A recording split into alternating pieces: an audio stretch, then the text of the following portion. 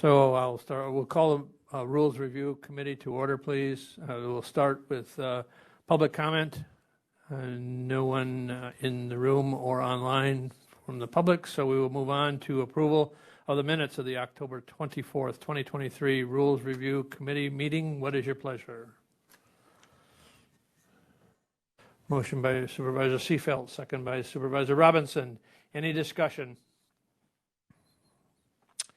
Seeing none, all those in favor of the motion to approve the October 24th, 2023 Rules Review Committee meeting minutes signify by saying aye. Aye. Aye. Opposed? Motion carries and is unanimous. Let's move on. Included in the packet were some of the, or at least one of the attempts by Corp Counsel to capture what was discussed, the meeting attendance item, and basically removing that the voters meeting basically now has to be in attendance. And then the other item was the consideration for agenda items, and is everybody understanding that what is wanted to be in the rules?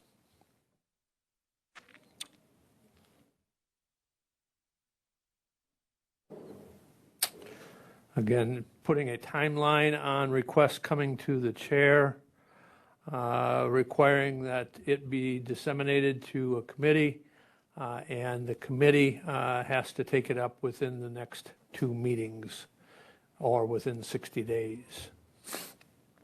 And then the other item that was added that's new is upon written or emailed request, any 2 supervisors of a standing committee relative to an item that is germane to the jurisdiction of a standing committee, that standing committee chair will add the item to the agenda of the standing committee no later than the second scheduled business meeting of that committee from the date of request, from the date the request is received. And I will provide my comment. I'm trying to understand what issue we're trying to solve. If currently under the current rules, if an item is brought to the chair will disseminate it to a committee. The committee, if they choose, do not bring it up, then it is, or the committee does not provide the desired outcome of the individual bringing the item to the chair, then it is brought back to the standing committee. Again, the issue, I'm trying to understand the item that we're trying to solve with the 2 supervisors requesting it.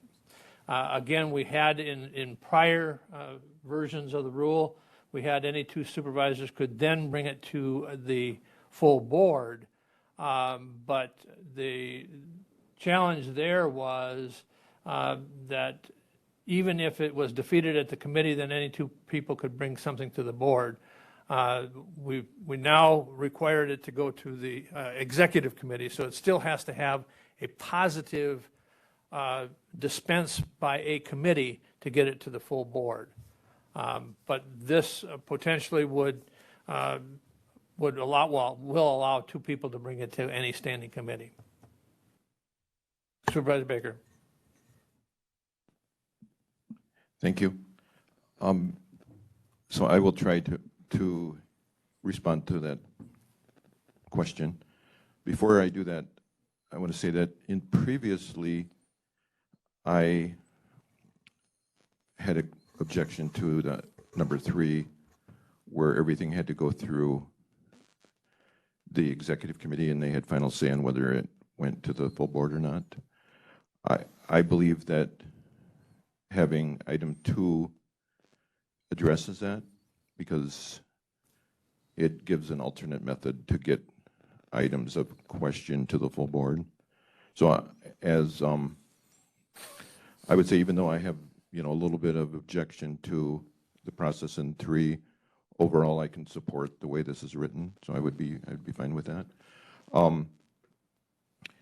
One of the issues with number 2, not issues with, but reasons for number 2 is we've had a couple instances on this term where items were tried to be placed on a standing committee and that didn't happen.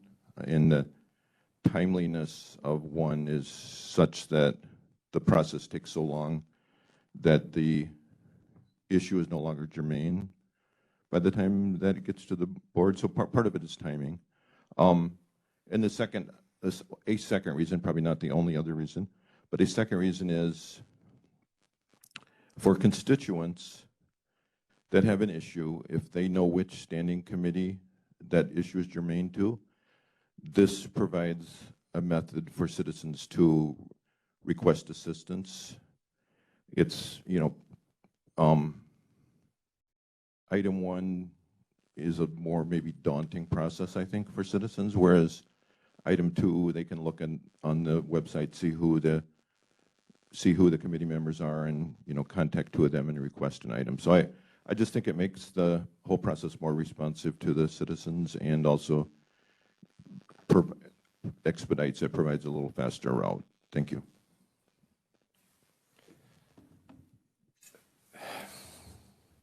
Other thoughts? Jacob, please. I have a question for Corp Counsel. The 2/3 threshold for financial matters, does that extend down to the committee level as well, or is that just the full board? That's just the full board. Thank you. Other discussion? Supervisor Roberts? I guess I'm looking at 1 and don't see that as precluding members from getting an item before a committee. It just requires sort of it's that gatekeeper, very similar to the legislature, has bills introduced and then they're referred to committee, just that flow. I think we've tried to honor all those requests at HR, Finance, and Property Committee that have come to us. It doesn't mean that the issues have necessarily advanced, but they've been put on agendas. The concern, something that's germane to the jurisdiction and falling within, it may be germane to the jurisdiction, but is it something that falls before the county board too? Are we going to get into all sorts of resolutions? I've not been a big proponent of advisory referendums and other things in the past, and probably won't be in the future because there's not a lot of value in those once they hit Madison and other places. But are there limitations on what that is? I'm just asking. I don't know. I think you bring up a good point. I had discussions with a supervisor, and now he didn't give me a written request, but I tried to point out to the supervisor that the item that he was requesting was not within the jurisdiction of the county. It was clearly a jurisdictional item within a municipality, but not within the county's purview. But he didn't give me a written request to put it on a committee. But again, having that discussion, clearly the item was a jurisdictional item. Now, if he or she chose to have another committee member on a committee take it up, the question, the way this is written, the chair has no ability to leave it off. Supervisor Baker. Thank you. Yeah, I guess that's kind of the point, actually. So, I think this goes into this main issue goes to empowering individual supervisors and strengthening the standing committee system. You know, I'm the only person sitting around this table that's not a chair of a standing committee. So I don't expect that that the viewpoint will necessarily be the same in this room as it is throughout the board. But yeah, again, it's, you know, do we want to have the leadership of the board be the gatekeeper for the agenda, or do we want to provide a mechanism for individual supervisors, and, you know, 2? And I did make it 3 before, but that was raised questions of walking quorum, so I changed it to 2. But I think that comes down to I think that's basically the crux of the issue. Thank you. But again, I don't believe that you are correct. There was one issue that, and I totally admitted to you, Supervisor, that I dropped the ball on the one item. But I don't believe that, and I'll be honest, it was not intentional. It happened. But any requests that I've received in written requests have gone to committees and have been taken up. So again, I'm looking at where the problem is that we're trying to solve. Supervisor Baker. Thank you. And I want to make clear that this is not about that particular instance. That I believe that was an honest mistake, and I could have come back to you and raised that issue. This is about times when it was asked to be directly to the chair of a specific standing committee for items to be placed on the standing committee agenda that did not happen. I would like to not provide specifics for that because I'm not trying to create issues. But if the requested, I can go back and document that. But specifically, it was not. This is not in response to request under item 1. It's in response to requests that were made to standing committee chairpersons that did not end up on the agenda. Thank you. Supervisor Langenhahn, please. Thank you, Mr. Chair. For the sake of discussion, I just wanted to add that I believe at the bottom of all the standing committee agendas, there's the request for future agenda items that committee members can provide. Now, it still would be under the discretion of that committee chair as far as whether or not to allow that item. But when I'm looking at number 1, the way this process plays out in my head is that if a member at a meeting brings up a potential agenda item or simply emails the item to the chair outside of a meeting and the chair does not place it on the agenda, then they would have number 1 as a remedy to that situation. So I guess I'm confused about what the purpose of number 2 is. Thank you. Supervisor Baker. I would turn the question around and ask, what is the harm of number 2? It's number 2 is providing more access to the individual supervisors to the agenda. It's providing an alternate way for constituents to express their concerns and get things addressed. And I've heard concern that things may get put on the agenda that are advisory referendums, which I don't disagree with that. And also, that the instance that Chair Gibbs mentioned. So, I mean, I understand that there are some concerns, but again, we have a committee system. Many of us in this room have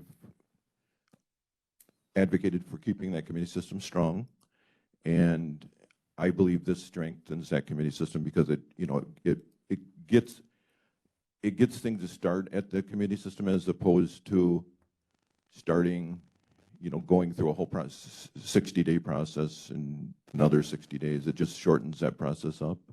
I would like to actually see a number 2 for that to be, responded to more quickly than the second business meeting, but I'm not going to object to that. So again, I would, I don't really see a harm in number 2. I think it just strengthens the process. Thank you. Just to be clear, though, the item 2 does not avail itself to having it put on the very next agenda. It says within the second scheduled business meeting of that committee, which is the same result as number 1. It's still the same result. It clearly, I mean, it's within 7 days of receipt of the request or within 60 days, which clearly the 60 days has been removed, but within the second meeting of the scheduled committee. Again, I think it's duplicative in the fact that in this case, the only thing that it changes is it requires the standing committee chairs to recognize the request. The chair of the board disseminates it to the appropriate standing committee or committees, multiple committees if the item is germane to multiple committees, and they have to take it up within the next 2 meetings also. So I'm trying to understand the difference between the two. Kim? Could I say something in the next chance? Just a second, Supervisor Dickinson. Thank you. Clerk Kim? My question is, I guess, procedural. So when we put together committee agendas, we get agenda items from the chair of the committee. So if this were adopted, would we be contacted by different supervisors on the committees saying, please add something to the agenda? I guess I would like to have that spelled out very specifically as to who we are responsible to when creating the agendas. Thank you. Mike, please. Sure.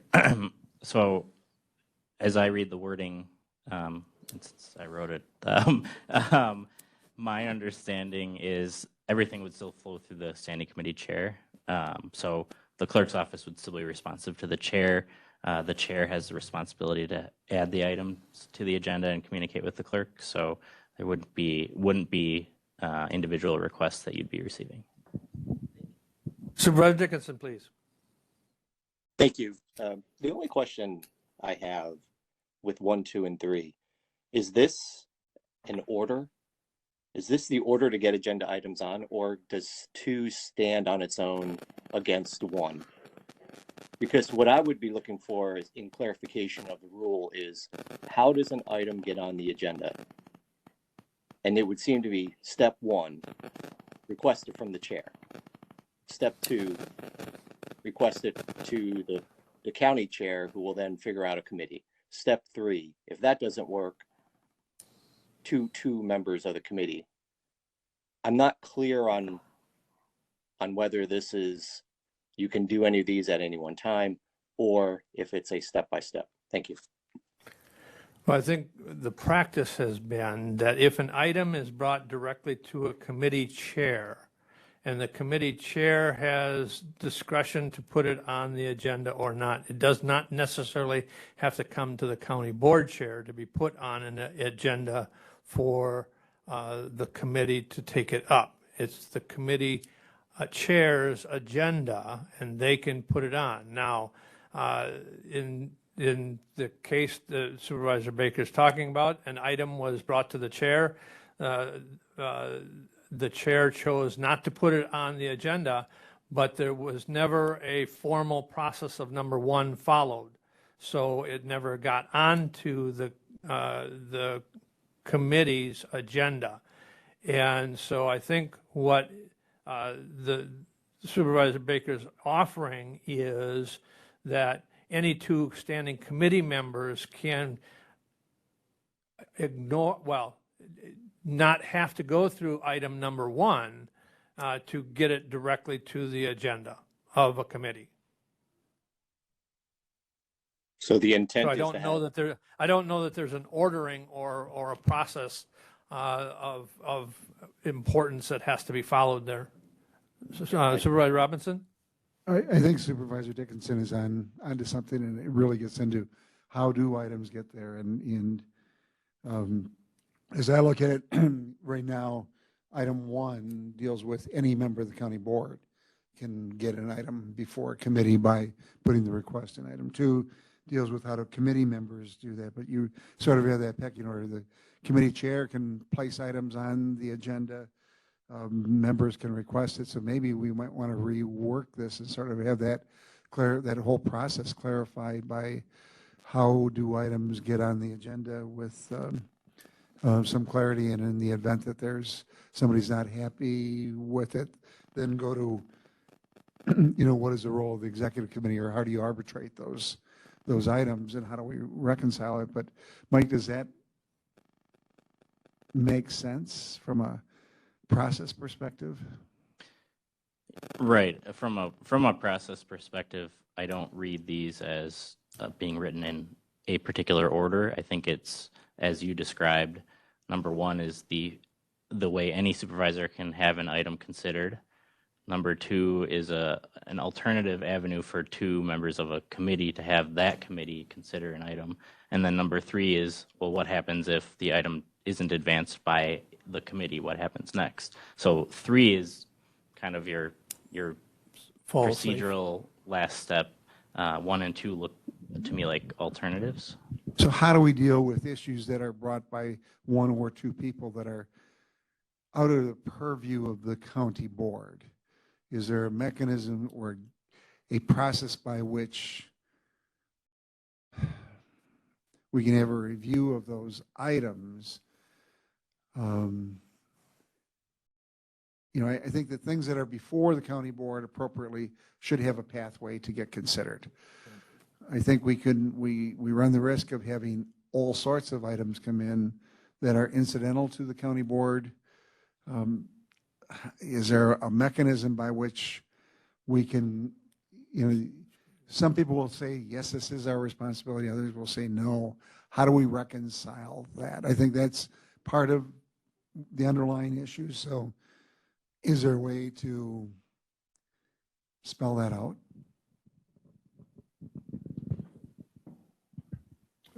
First, I'll talk to Mike. Okay, Supervisor Baker. I would say yes, there is a method to do that, and it's called standing committee vote.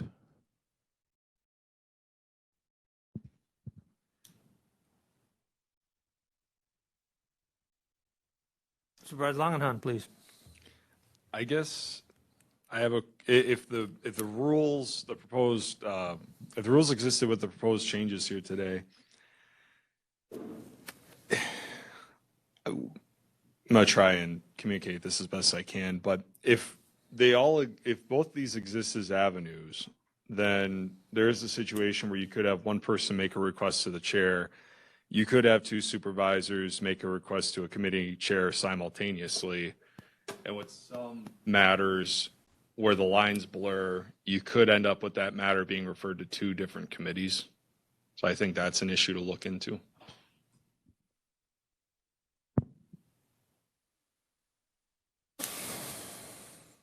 Other thoughts? Mike, please. Just one other thing that came to mind when I was drafting and looking at the language is in number 2, determining whether an item is germane to the jurisdiction of a particular committee. Who makes that determination? I think it would be the standing committee chair. Certainly, as it's written, that's how I read it, but just I guess that's a question I have. So now we've set up that same dichotomy that if the item the chair believes is not germane, so he's made a decision, he or she has made a decision that it's not germane to the committee, does not put it on, have we set up a situation where the 2 supervisors requesting it on that committee now are going to say, well, you're not following the rules?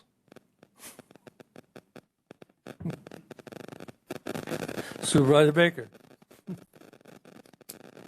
I addressed that last meeting, last rules review meeting, and I said that in that case, it would go to the full board for a vote, decide if it was germane or not.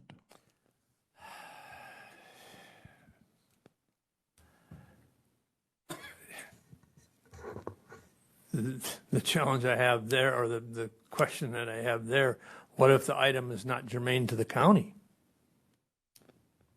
And we're taking it to the full board without going through committee. Again, number one forces the committee to take it up. Number one forces that committee, it to be assigned to a committee to be taken up. Does not prevent it, it forces it.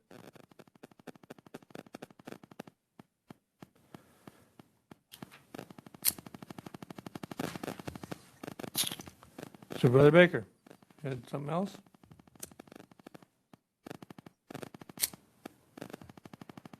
I mean, again, it comes down to who makes the final decisions on what's relevant to the board or not. Is it the, you know, is it a single individual, or is it the board as a whole?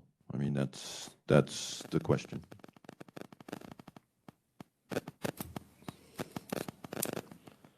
All right, any thoughts? Supervisor Longenau. I mean, thank you, Mr. Chair. I mean, I respect the intent because I believe in the committee system. I think the remedy exists under one, and I don't see the process in two, and I certainly don't want to see us go to a committee of the whole situation. I don't want us to do that. I guess I'm trying to seek the value in two, but that's my thoughts. Supervisor Baker. I will concede that item 2 is not going to gain the support of the Rules Review Committee. So I don't believe that the room is in support of it. If I'm wrong, that's fine. But I would reserve the right to bring it forward if I'm fortunate enough to be reelected. I would reserve the right to bring it forward at our organizational meeting. Thank you. Well, every supervisor has the right to bring up any amendments to the rules during the organizational meeting. Supervisor Robinson, please. I'm not against the pathway to get items considered. I just want to give, I would ask if we could bring this up at a later date, give some thought to how do we deal with those pathways and clarify that role. So I'm not a definite no to 2. I just would like to look at those pathways and figure out how we can put some parameters on it, relative germaneness in county responsibility. So, yeah, the real question is if we start getting some of the things that are potentially federal or state issues. Again, understanding that the county board has jurisdiction over the county's operations and the statutory authority that the state affords us.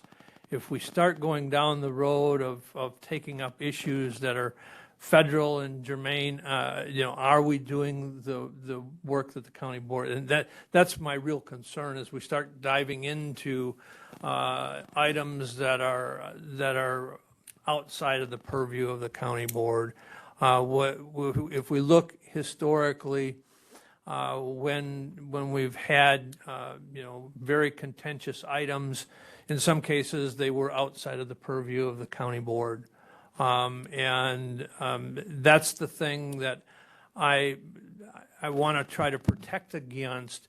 That we have again items that are very contentious. Some people would argue that we should have taken up the Second Amendment county.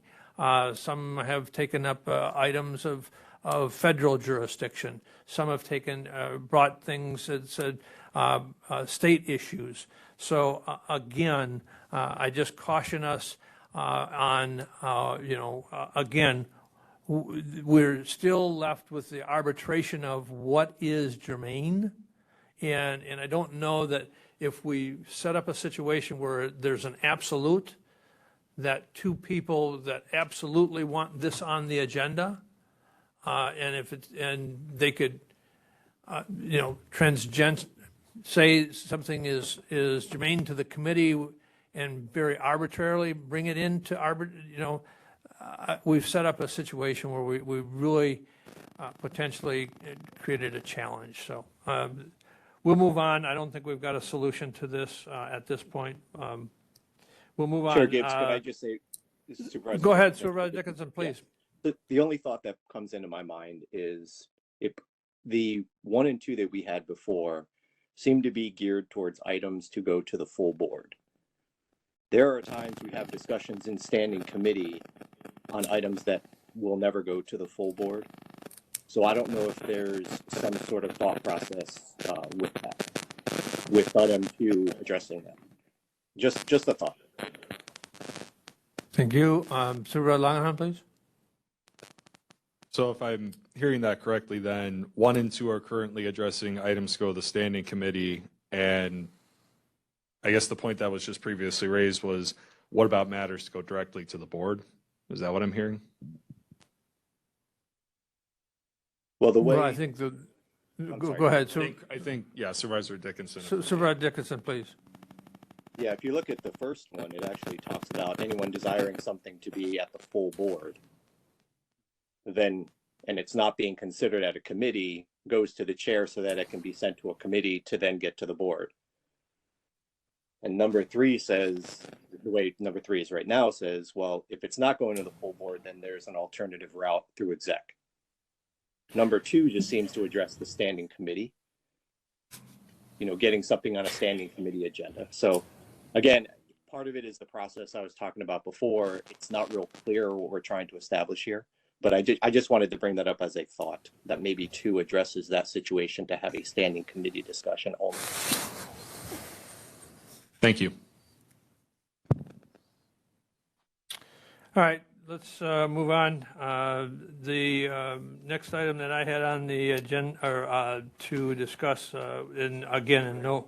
Supervisor Baker, please. Are we going to have a discussion about the first section 2011? It seemed like we skipped over that. Okay, 2011. Again, I thought go ahead, please. I guess I just want to say that, consistent with my past comments, I'm not in favor of the changes. Thank you. Totally understand. Any other thoughts? Supervisor Langenham? I guess it's funny because, I'm not in support of virtual meetings at all. And the only exception I might have a little bit of compromise on is inclement weather, and I see that that's been struck out. So I guess I wouldn't be in favor of these changes either. Thank you.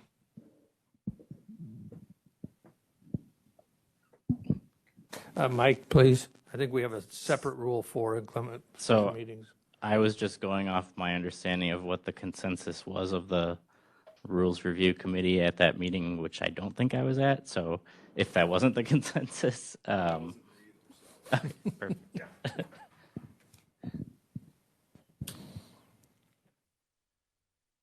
But we do have a special provision to call a special meeting because of inclement weather, if it's one agenda item under a different rule, correct? There is the ability to call a special meeting for one agenda item, which I think can is be a little virtual. different than this one, which would allow virtual attendance for inclement weather for a regularly scheduled meeting. But yeah, that option still exists.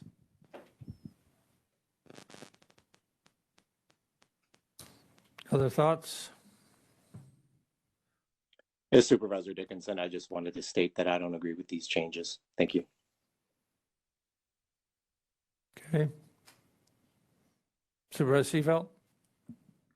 Thank you, Chair. Yeah, I wouldn't, like I said, I'm not an advocate of virtual either, but I can't agree with what's written here. So thank you. So so the suggestions? Since we're in consensus that, or, uh, we don't have consensus at all. So,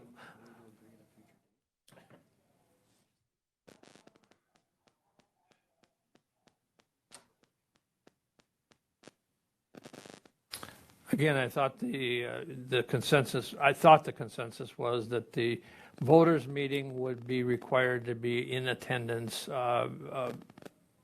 would be, in order to vote, you would be required to be physically in attendance of the voters' meeting. And that's what I assume, I guess, was the assumption.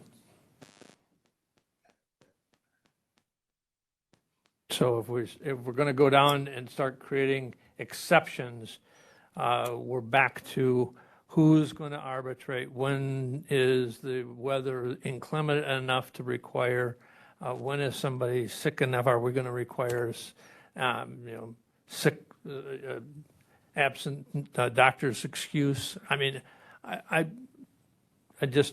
bring it up for discussion.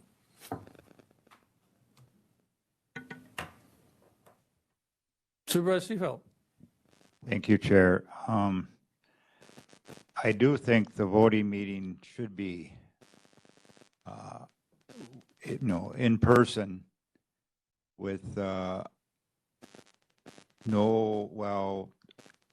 except for the inclement weather part, it's tough to say because one end of the county can have 2 feet of snow and the other end has none. So can you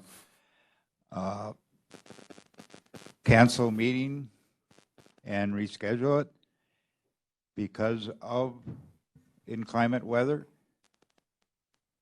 I think the chair always has that discretion to cancel a meeting because of, dangerous conditions and requiring board attendance.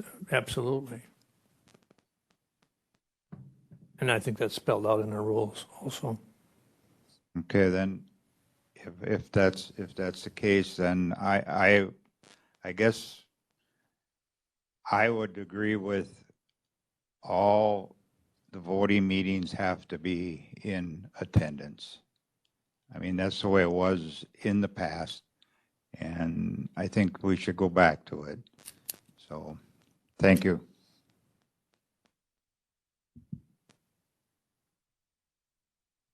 Is Supervisor Dickinson. Supervisor Dickinson, please go ahead. All right, thank you. It is what it is. I think participation is the #1 priority. I would hate that if we had this change and there was some icy weather in one part of the county and 3 supervisors couldn't make it, and it was a vote by 1. And the only reason is we decided, sorry, the weather was bad, but you couldn't attend the meeting virtually, when we have the capability and have been doing it and demonstrating it better and better month by month. Thank you. Okay, thank you. Supervisor Baker, please. Thank you. I find it perhaps a little bit ironic that we have had a task force and major emphasis, quite a bit of investment, backed, I think it is $25 million worth of funding to provide broadband throughout the county. But now we're going to say the county supervisors can't avail themselves of that by attending a voting meeting using those facilities that we're investing in. Thank you. Other discussion? Supervisor Robinson? Well, it's more than 25. We were partners with Bug Test over 25, but we've got a lot more invested through the providers. I struggle with this one because that inclement weather, I think, is a legitimate issue and the lack of a quorum. There are two quorums. There's the 50% plus one, and there's the bonding resolution. And my fear is that you could have, in essence, people not show up in person and count against that supermajority needed to pass a bonding resolution. So I struggle with this. Ultimately, it'll be a decision of the county board because I think that this, whichever side prevails, the other side will take the issue to the board. Maybe these are some of the issues we just flag and say, let the new board decide. Because really that's who it applies to, and we can spend a lot of time here arguing it. There are reasons for expanding that list and allowing for participation due to extenuating circumstances. The problem is defining extenuating and applying it fairly. And really, that's the challenge that you're really effectively putting the chair in, being an arbitrator of what is and what is not. A extenuating circumstance for an individual to attend virtually. It's inconvenient for me today. I'm telling you how it's progressed through this session, the number of people that have requested to attend virtually. In some cases, maybe out of convenience, and I'm not going to, and it doesn't matter, but it has increased significantly. You take a look at the last several educational meetings, we've had almost 50%. In some cases, we were very close to not having a quorum in person, and the vast majority of the people attending virtually. Now, there's nothing wrong with that as long as they're fully engaged. But that's we don't need to go down that whole rabbit hole again. Again, I think it's something that the full board, the new full board, will arbitrate and come up with a solution. I don't know that we're going to get to a solution today here a second time. We've addressed it multiple times, and I don't know that we've got an answer to that question. But I do see where I think because the way it's written, that there is individuals on the board that have potentially taken advantage of the ability to attend virtually. And I'll leave it at that. We'll move on to Supervisor Lana, please. Thank you, and I agree with the previous statement. The only other thing I was going to add is that I think there's value in what Supervisor Robinson said, which is that if this is something that this group, just because of the spread of perspectives that we have on this committee, is just not going to come to a conclusion on, then maybe the best thing is to leave this the same, flag it, and put it in front of the new board and let them hash it out. Because I don't think we're going to be able to come up with a recommendation that we're all comfortable with. I just don't. And plus, I think it would be more fitting for the future board to make the rules for themselves and govern themselves rather than us make those decisions for them, even a recommendation for that matter. So thank you. Those are my thoughts. All right, we'll leave it to the full board to determine. Next item, organizational meeting and appointments made at least 72 hours prior to the meeting of approval, 3 days in advance.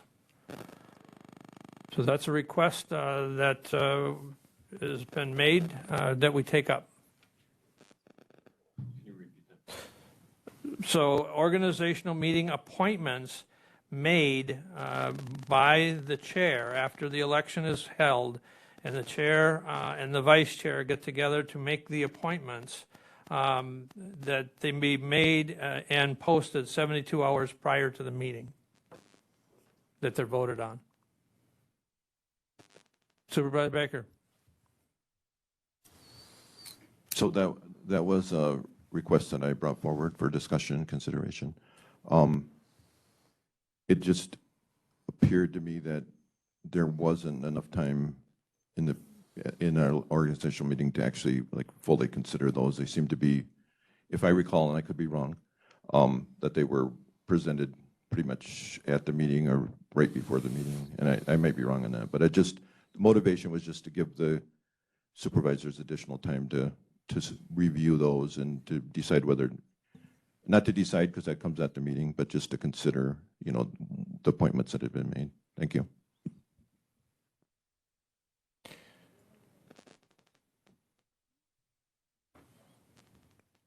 Thoughts? Supervisor Longenham, please. I have a question. Use the mic, please.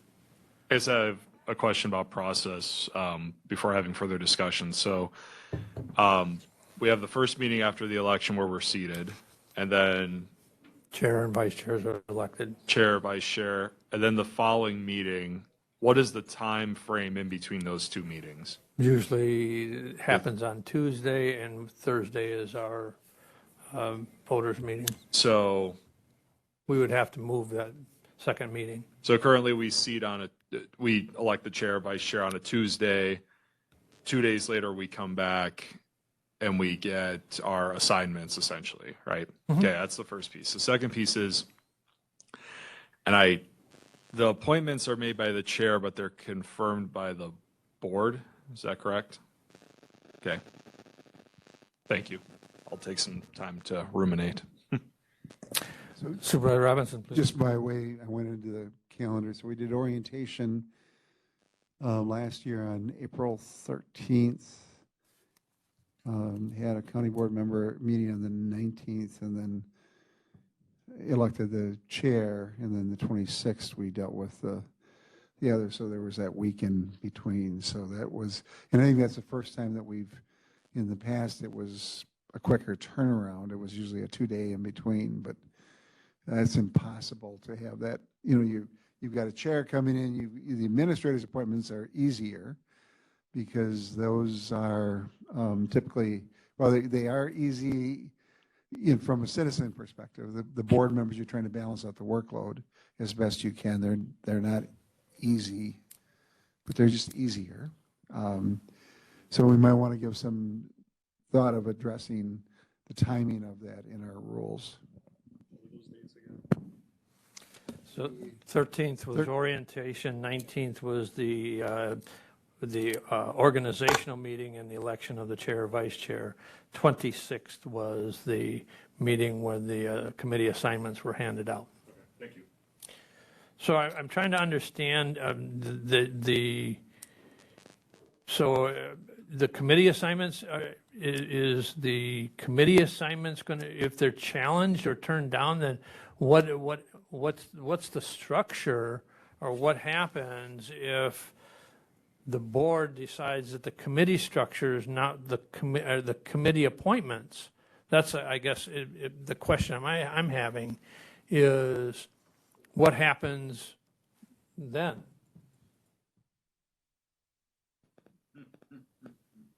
I'm looking to the Corp Council.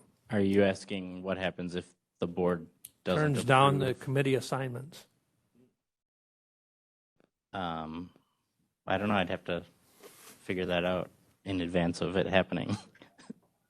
I would think that the chair would bring forth new recommendations for the board to vote on, but I'd have to think about that. Supervisor Baker. I would like to read the specific suggestion because I think it's somewhat different than what was presented. So it's number 8, standing committee appointments to be posted in packet minimum of 72 hours prior to April voting meeting following organizational meeting. May want to consider skipping week between organizational and voting meeting to provide chair time to make appointments. Requests from Supervisor Baker. So my request was only for the standing committee appointments. It was not for any of the other appointments.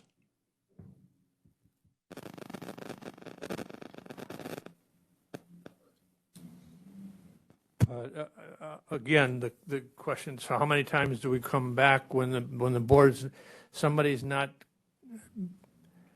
does not like their committee appointments, and wants a new appointment, how many times do we go back to the chair to bring appointments forward? Supervisor Langenhahn. Well, let's be clear. I mean, that could happen already. I mean, if I show up on a Tuesday and I find out that I'm not on ERC anymore and somebody put me on finance with John, I'm going to be pretty mad, you know?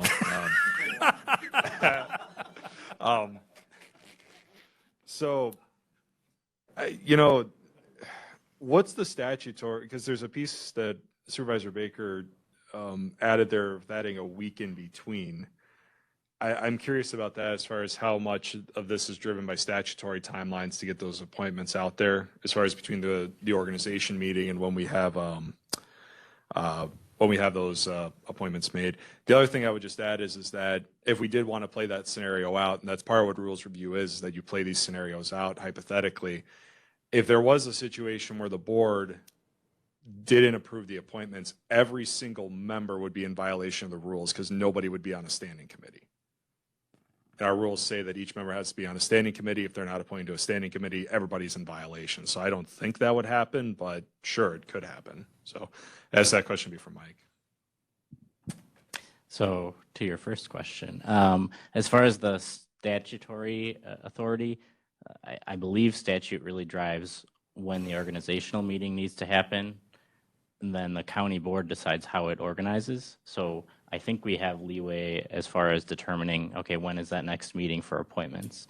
I don't think that's statutorily driven, although I'll, between now and the next meeting, make sure that that's the case. And then as far as how things would play out if the full board was not seated on committees, I would have to play that out in my mind as well. I'm not sure.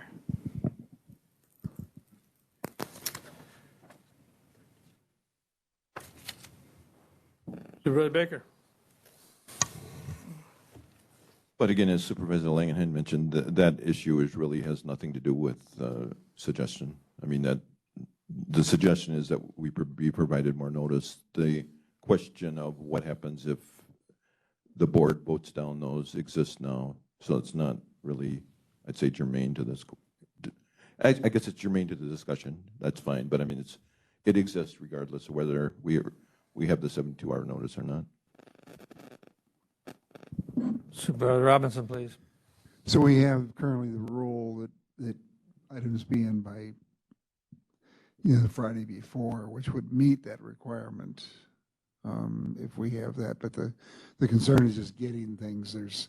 Whenever you're having served in the legislature, they struggled with who gets on what committees and other things. And I think generally they had a little bit more time, but it's critical to the effectiveness of the body, because if we keep our current committee schedule and we miss the opportunity to schedule those meetings in the first week of May, we've lost May. I think that's the underlying issue, is how effective.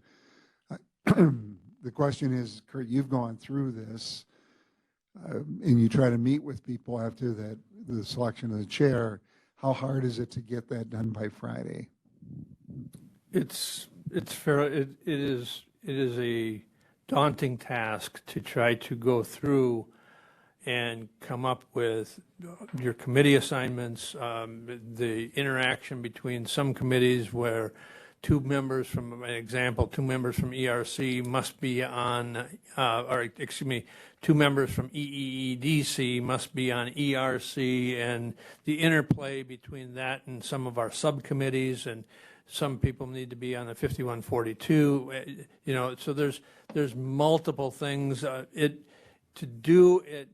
To do it right, it takes a minimum of, I've historically looked at it, it's taken 2 days, basically 2 8-hour days just to try to structure it, and then to get back to the committee chairs and have discussions with them also requires additional time. So, so that time is, until you actually come up with a final slate, really becomes challenging to get it out 72 hours in advance, depending on when the meeting is. Supervisor Langenhahn. guess I have two questions. The first one, the first one is, have you ever, in your experience as chair making these appointments, used the weekend to do outreach to potential committee candidates? And then the second question I have is that process-wise, if they were posted on that Friday, does that mean that they are immovable prior to Tuesday? Because what happens if somebody says, well, I see that I'm on public safety, but I didn't realize what public safety all did after doing more research, and I want to switch out and go to ERC, because I mean, come on. I guess that's a process question as far as, are those set in stone prior to Tuesday, or is there some flexibility there? I would look to the Corp Council.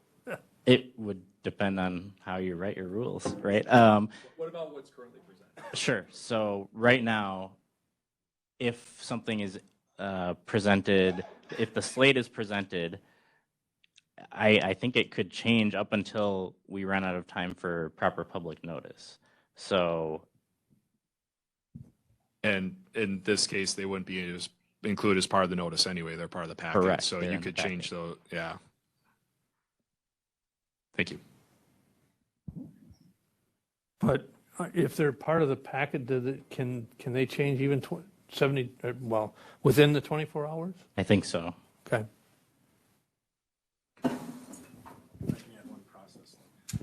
I apologize, I have to run, but in terms of process, I can't recall, Mr. Chair, what the historical process has been, but a survey goes out to board members. And I can't recall if we send that out after the organizational meeting asking for committee preferences, or if that happens It goes out. right after the election. So there's, to Chair Gibbs's point about kind of the process, and I haven't been involved in it much, but I have been a witness a couple of other times as well. There's the attempt has historically been made for every supervisor to get their first or second choice with regard to standing committee appointments. So there's the interplay between all of the kind of logistical requirements of your rules of cross membership and those within statute, but also the preferences of individual supervisors to try to align to your point about ERC. There's a requirement under ERC that a member must also be a member of, two members must be on EEED's committee, and there's also other statutory requirements. So trying to make sure you have the right people with the right interest, or a professed interest in the right spot to satisfy those things does take some logistical time. But that's all. I just wanted to let you know that survey is there. Perhaps we can move the survey earlier, right after the election, so then you negate that. But it's really not valuable until the chair is elected, because then they have to look at that. But with that, I apologize, I do have to leave. And the administrator brings up a great point. I mean, historically, if you go back at least for the last, is I believe the last two appointments and the last two terms, the committee appointments have always, and I'll stand corrected if I misstate this, but everybody received their first or second choice as their committee assignments. And that really takes a lot of time, because then if you're marrying, especially this last term, when you had 17 new supervisors and picking, trying to structure 6 standing committees, and making sure the interplay happens, and making sure that each supervisor is given at least their first or second choice on their committee assignments. Supervisor Baker. Thank you. So from what I've been hearing, perhaps adding a week in between there would actually be helpful to the chair to give you more time to come up with assignments, and then addressing Supervisor Robinson's comments that it might impact the May meetings. I would counter with the selection of the committees impacts the functionality of the board for 2 years. So it is an important topic, and I think it deserves time for the chair to make that consideration and determination. Thank you. Supervisor Langenau? I'll withdraw. Okay. Other thoughts? Supervisor Seefeld? Thank you, Mr. Chair.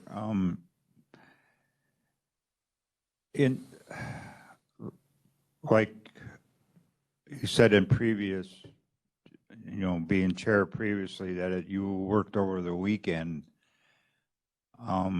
would it affect the next month's meeting if we delayed it from, go from the Thursday to Thursday?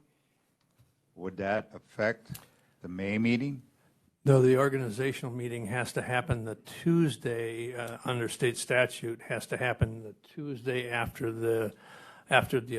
it's the second Tuesday after the election, I believe, is the actual state statute says.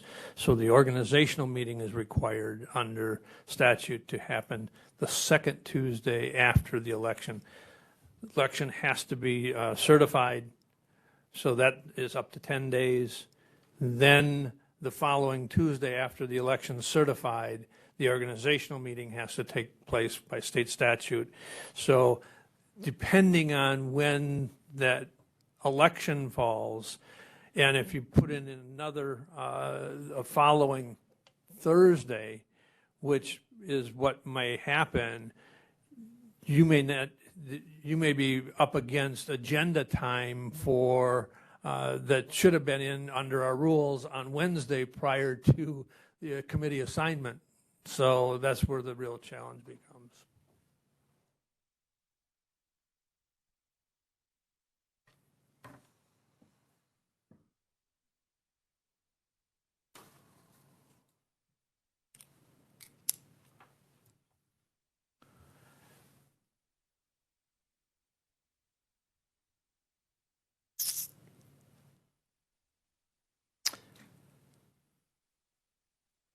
Any other discussion, thoughts?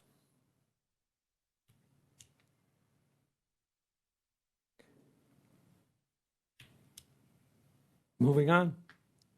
Unless we've got some kind of, I don't know how to address that. Again, I think there's challenges there. I think there's clerk? Just one thought, we put the tentative calendar for 2024. We give that out to everyone who wants to take out papers to run. So we do need to have some, I guess, decision on a calendar soon. Okay.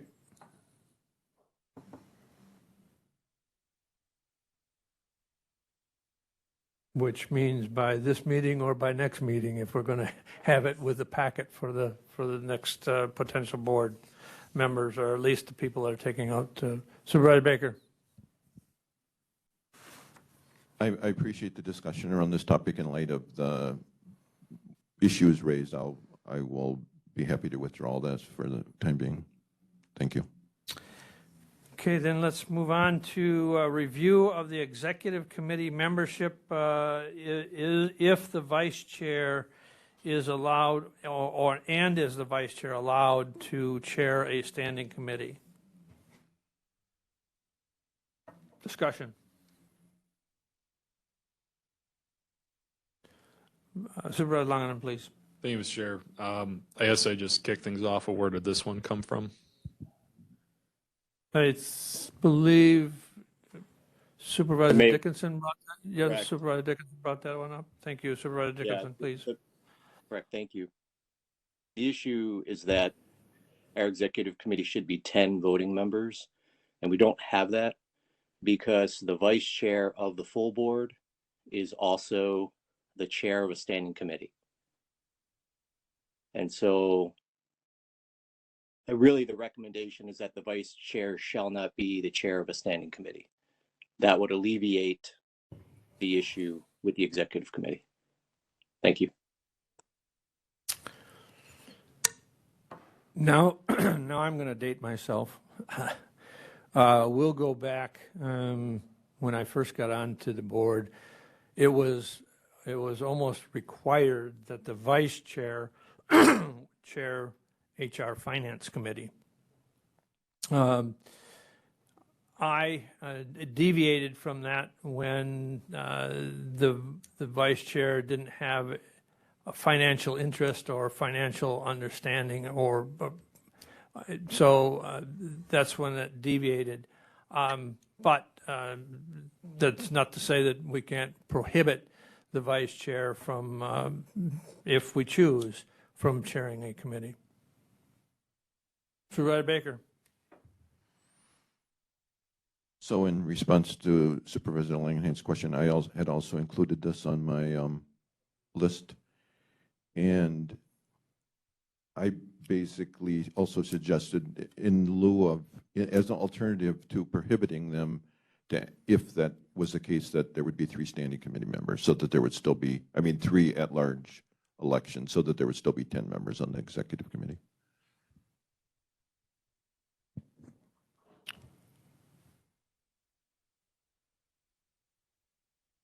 Other discussion? Yeah, so if the vice chair is a chair of a standing committee, then you would effectively, and if we want to have the executive committee to be 10, then you would have to have 3 at-large members appointed, elected by the body. I would suggest an alternative, and that would be that the vice chair of the standing committee, that the vice chair is the chair of, would be on the exec. Because really, executive is about representation of standing committees. And then you have those at-large members. So that would be an additional alternative than the 3rd at-large.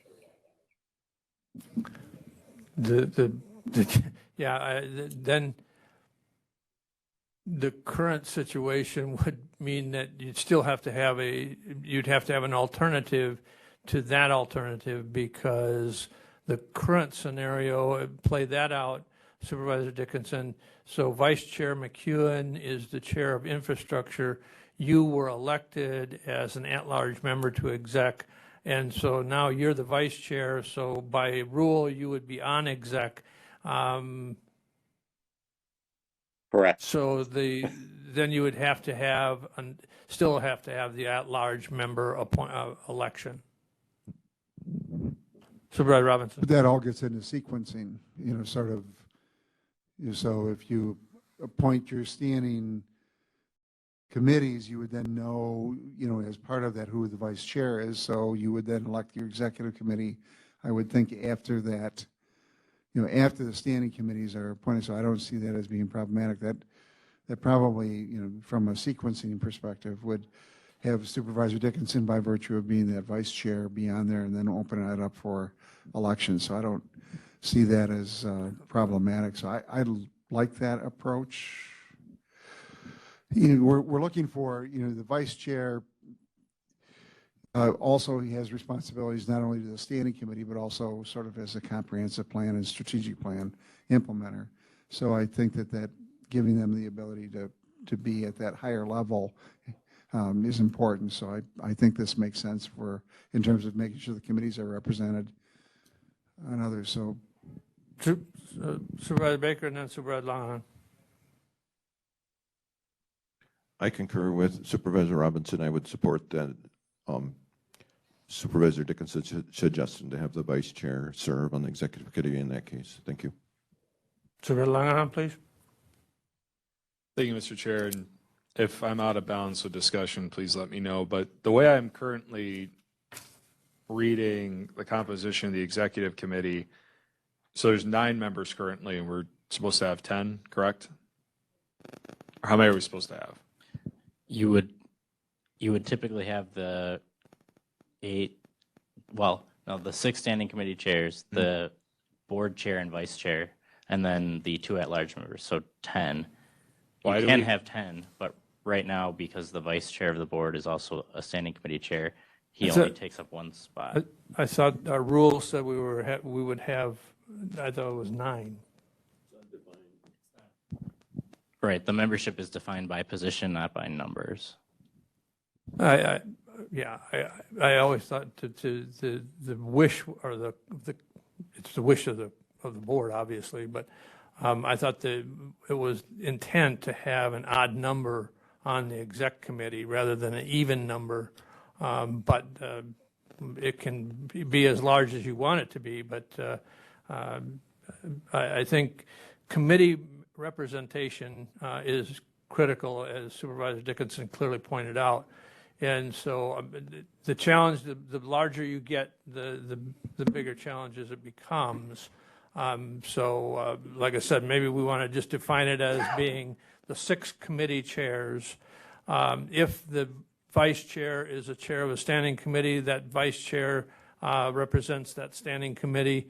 And then we have total membership of 9, if that means that we have 2 at-large elections or 1 at-large election. I think historically, prior to this board, we had 1 at-large election, if I'm not mistaken.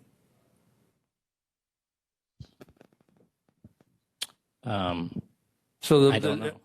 you know, the more that we continue to go down this road, the thought is we're potentially looking at a scenario where we could have 3 at-large appointments, or at least a vice chair of a standing committee, and then 2 additional at-large members. But again, do we want to define what the executive committee is as to 9, or do we want it as 10? Or do we want it, again, I think we need to define what it is specifically we want. I don't know that we have it, since we don't have it in there as defined as positions. Let's be clear what we want.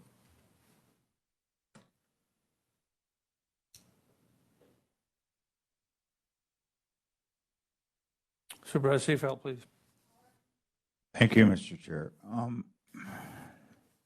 You look at every standing committee, it's an odd number.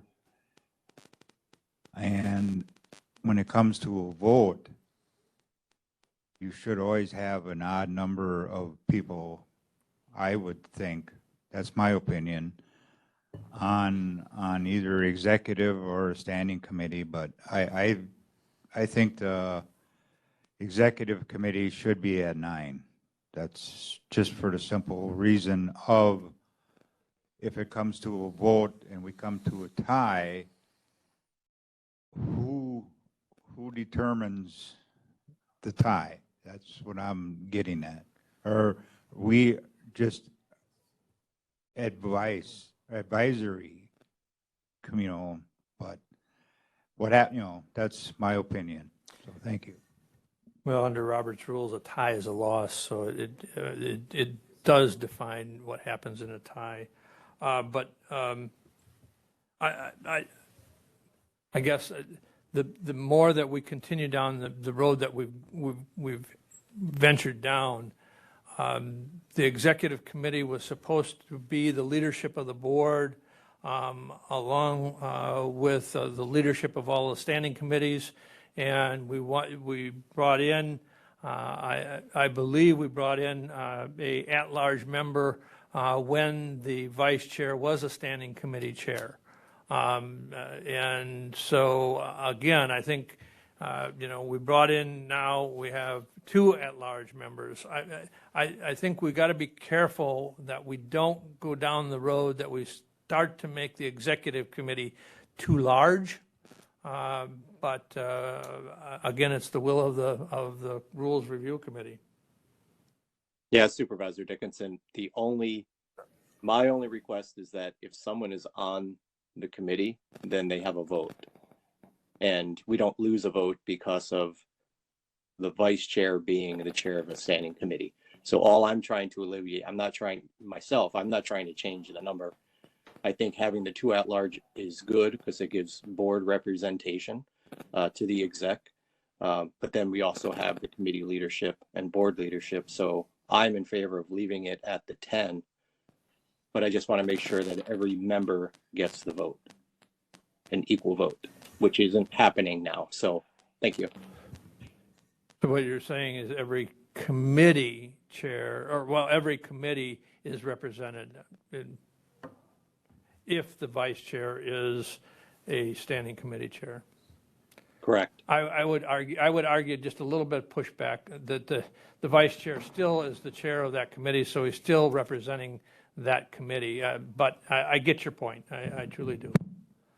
Supervisor Langenhan.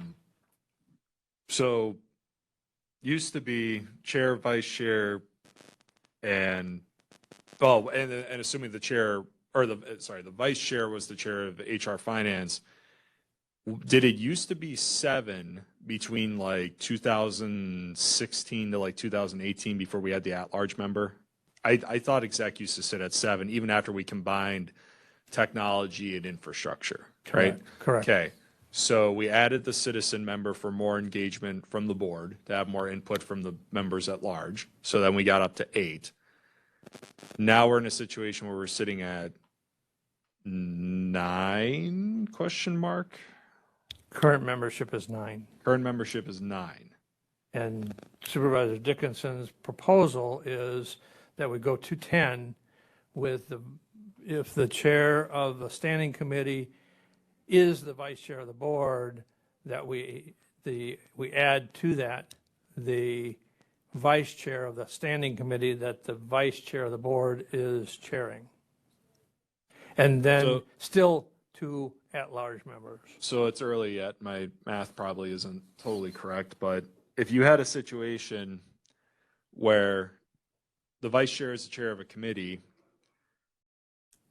I'm just going to throw this out there for discussion. You also had the vice chair of, and this could be what Supervisor Dickinson is already suggesting, in which case I apologize, Supervisor Dickinson, but you pull that vice chair of that appropriate committee up onto exec. So like infrastructure, you pull up Supervisor Dickinson onto exec, you have 9 members, right? So we would have the same 9 composition that we have right now. Mike's giving me a weird look. My other suggestion, Mike, was to give one member 2 votes, but I don't think you'd like that either. I don't like that. So If you're asking. can I interrupt? Right now, Sure. we have in our rule under executive committee, there are 10 members of exec. Correct. Okay, it's not 9. What we have is we have 10 members in the room. But the vice chair is also the chair of a standing committee and therefore only gets 1 vote. 10 members, 9 votes. I'm saying 10 members, 10 votes. That's it. Thanks.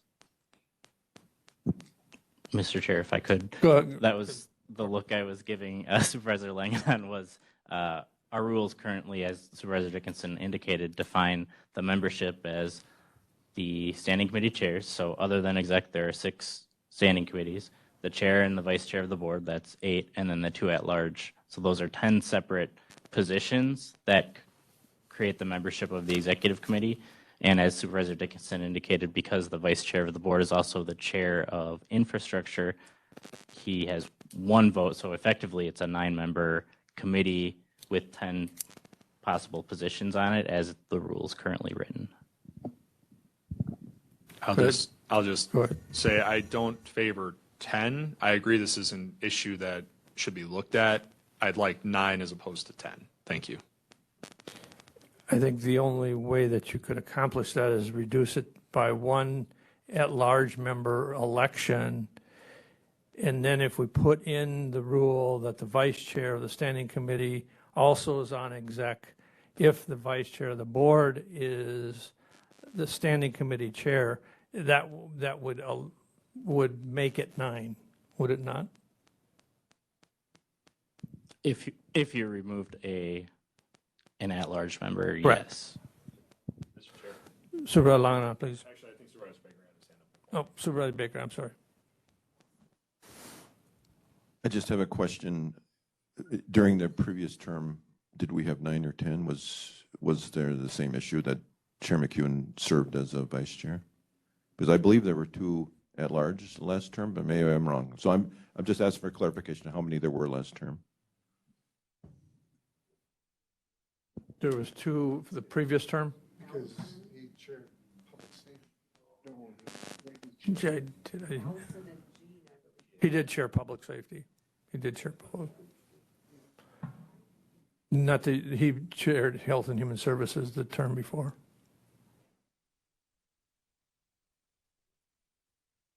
So we had 9 also. Supervisor Langenau, please.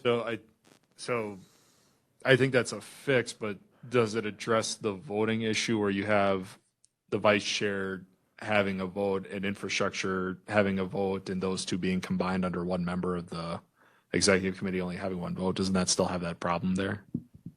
Well, you've created potentially two, well, it depends on what you deem is the vice chair of the board being the chair.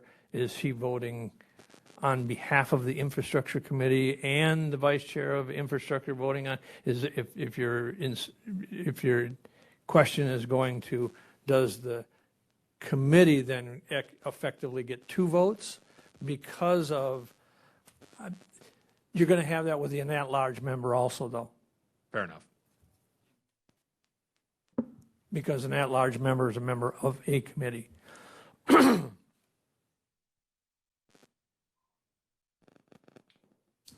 So I guess the real question becomes, do we want a executive committee of 9 or do we want it of 10? And so that's the first question. And if we want it as 10, do we solve that problem by making the vice chair of the standing committee also an automatic member of the executive committee if the vice chair of the board chairs a standing committee? And then we would have two additional at-large members if we want it 10. If we want it 9, we just back that down to one at-large member.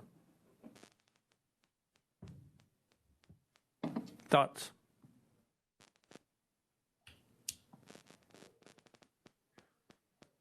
Supervisor Langenau, please. I'm just going to say what I said earlier. I favor 9 to 10, so I'd support 9. Supervisor Seavelt. Thank you, Mr. Chair. I agree with Jacob. I support the 9. So thank you. Supervisor Baker. I just come back to my question from previous. I made a proposal to public safety last term, and Matt Boots was the chair of public safety. And according to my records, Vice Chair McEwen was not a chair of any term, of any standing committee. I could be wrong, but I know for sure that I presented a Sanctuary County resolution to public safety, and Matt Boots was the chair.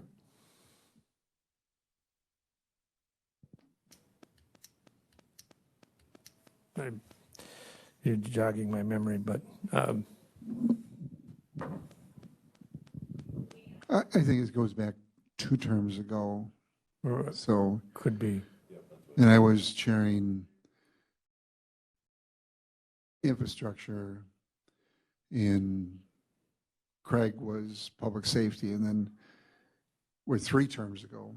Right. So it would have been, so it goes back, and then I went to finance, and he went to infrastructure, and Matt moved into public safety, and that was the change. So it's going back, but I think the history was that if we were at 9 members, and so you had the standing committee, and in the event that the vice chair was the chair, then you elected a second one.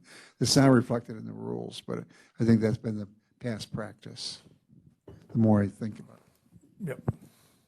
Yeah, Supervisor Dickinson, I was just going to state, Pfeiffer was infrastructure committee chair before McEwen, Randy Pfeiffer. Okay.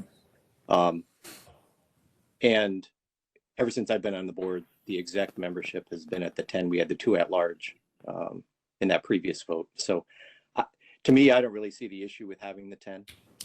I don't see if there's ever been a vote issue that has come up, but I like having the 2 at large members. I think it adds, that full board flavor to it as opposed to just those chairs. But thank you. Thoughts? Supervisor Baker, please. So I guess after the discussion, I'm still at 2 at large, plus if the vice chair of the board is a committee chair, that the vice chair of that committee would serve on the standing, or the executive committee as well. So that there'd be 10.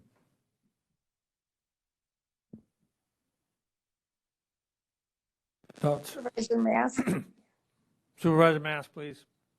So why don't you just have 3 members at large, and then you have your uneven number, and you don't have to worry about the vote?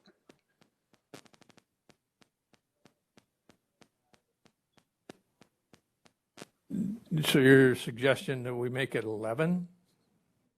Yep. Then you have your uneven number. You don't have to worry about the vote. You don't have to worry about the vice chair being a chair. I think you potentially get into a situation where you potentially now get very close to a walking quorum issue, a majority of a committee membership. The larger you make a committee, the better chances that happens. You may have to post the executive committee when you have multiple other outside members attending.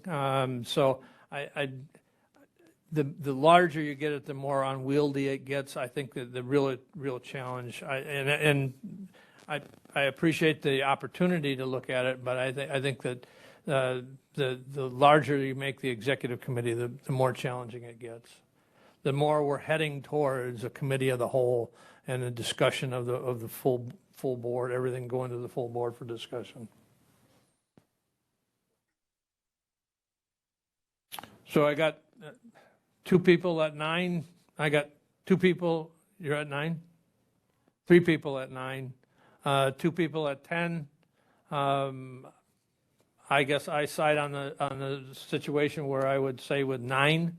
I think if you have the chair or the vice chair as a chair of a standing committee, I fully support the vice chair of that committee, and then one member at large. So I think at least that, Jake, what's your support? 9?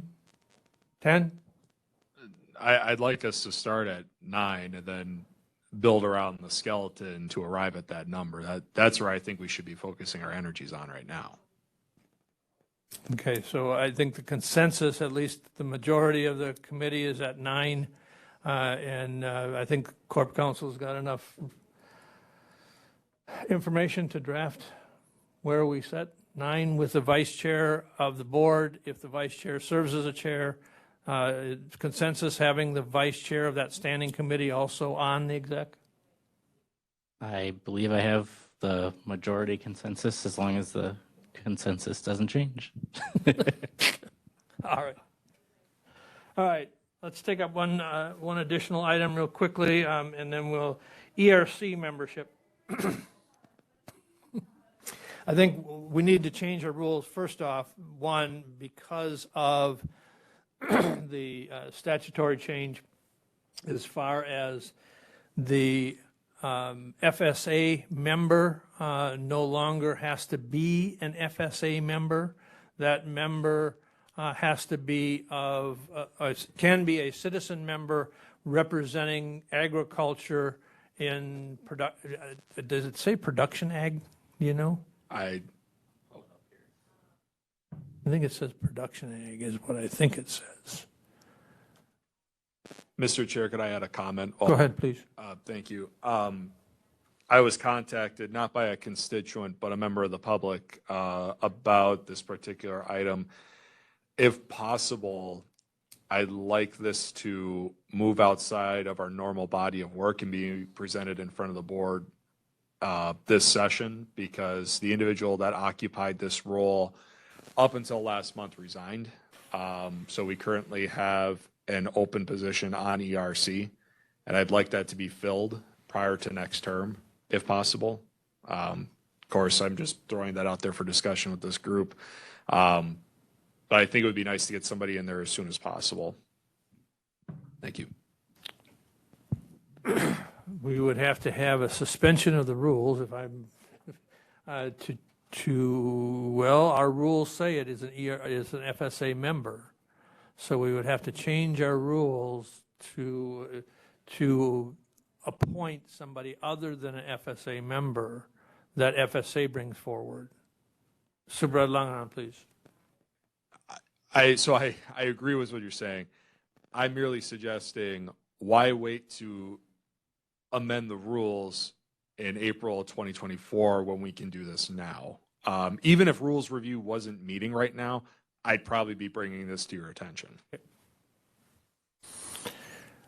Well, then, so the question still becomes, I think, because we can definitely offer the amendment to the rules, but I think we need to figure out what the recommendation is going to be that we take to the full board. Is it going to be consistent with the statute? Supervisor Robinson? In light of, this should go to the executive committee. Do we want to make a recommendation? Because generally all of our rules flow through the executive committee. So either this committee would make a recommendation to exec, or we just defer to exec given the situation. What's your choice? Supervisor Langenau, please.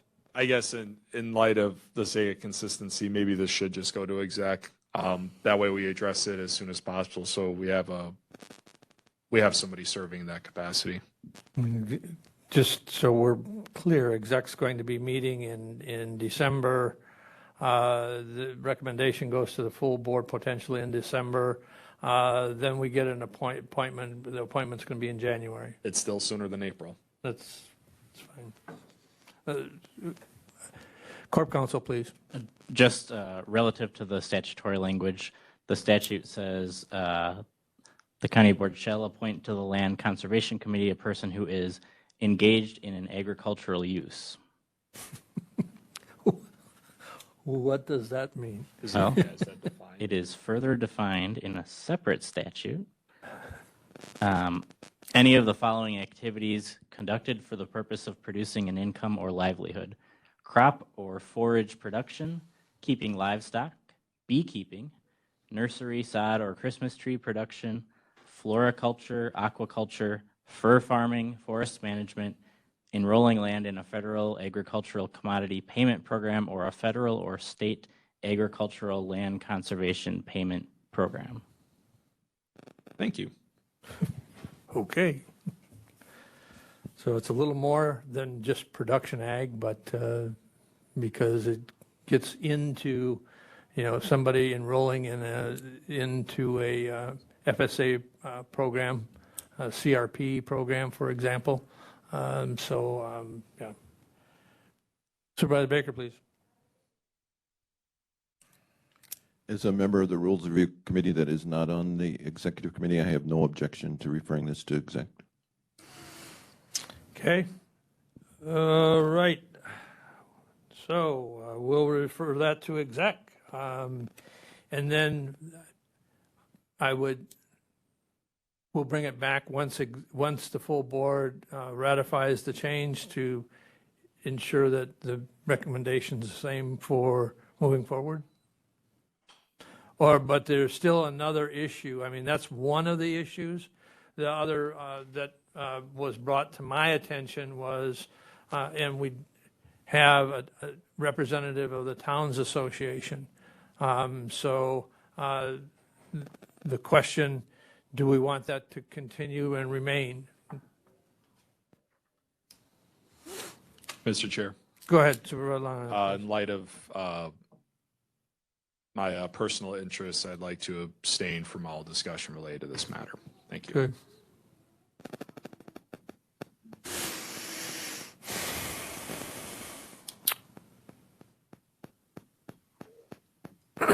So thoughts on the township membership on the ERC committee?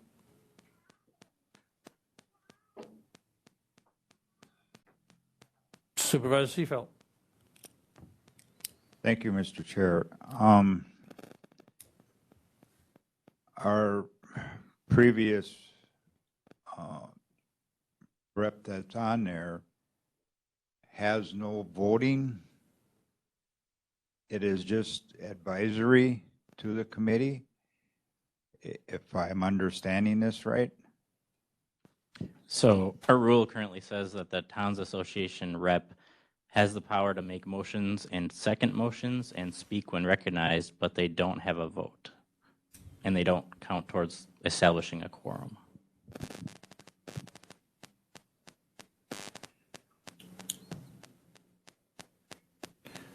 I mean, in some cases, you know, having the town rep on ERC does bring adequate information when some subjects, you know, going to towns does occur, and because they're more knowledgeable than some of the, you know, members on the board. So I do think it's it should stay as a rep. We do have the rep from the Towns Association. So thank you. So the question then becomes, is the Towns Association representative defined because of the election that took place at the joint meeting? The individual that is on ERC currently, is that person, the question I have, is that person a town's representative, a Towns Association representative? By the fact that that person is a representative of the town, but no longer is on the Towns Association Board of Directors. I only bring it up for clarity so that we are very specific and clear. What the request is in our rules, because I don't know that it's spelled out that that person in the historically was the Towns Association representative on the Towns Association Board of Directors. And so I think that's my point, is the distinction is, if that's what we wanted, that's fine. If we want to have any representative from the towns itself, the county's towns, and they attend the Towns Association meetings, Eastern or Western, I just think we need to have some clarity in what that representative is supposed to be representing. If that person's supposed to be representing the Towns Association, then I think we'd want to have the person be a representative on the Towns Association Board of Directors if they're willing to serve. But the question still remains, is it just anybody that represents towns? So that I throw it out for discussion because I don't think we're clear. I think that historically we've had an individual that has been on the board of directors for the Towns Association and has been the unit chair for the Towns Association. That person has served and thankfully and served well. I just want to be clear what our rules say. Supervisor Robinson. What is the perspective that we want brought to the table? Is it, because we've got a number of towns that are in county zoning and a number that are out. And the question more appropriately is what viewpoint is critical to have in those discussions. If I think that town perspective is there, but many of the members of the county board are also town officials. So I think we need to ask that question first, and it would be nice if Jake would weigh, even though he's there. The perspective is important. We could ask the Towns Association, we've got the two, the Eastern and Western, but they meet annually. In July, they could put forth a name if the desire was to have the association represented. But if it is a viewpoint, maybe what we want to do is have one of the towns that is is a member of county zoning on there? Again, I think all legitimate questions, and I don't have answers to those questions, but I think we want clarity in what that position is supposed to be. Jake? At least from the chair of the ERC committee, what's the value of the input? Council, can I respond to that? If you've chosen to abstain from this discussion, I would suggest that you continue to abstain from the discussion, if that's your decision.